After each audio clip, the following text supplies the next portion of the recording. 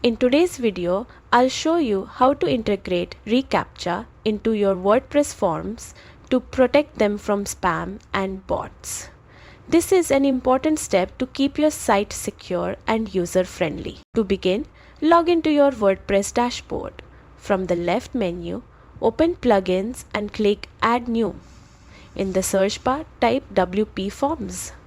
When the plugin appears, click Install Now.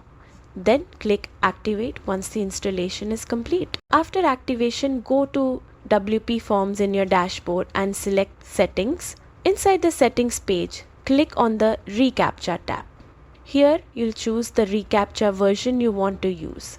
reCAPTCHA version 2 is commonly used because it offers good security while remaining easy for users. Next, open a new browser tab and visit the Google reCAPTCHA admin page. Register your website there and Google will provide you with the site key and a secret key. Copy both keys carefully, return to the WP Form reCAPTCHA settings page and paste the site key and secret key into their respective fields. Make sure there are no extra spaces, then scroll down and click Save Settings. That's it, reCAPTCHA is now integrated with your WordPress forms.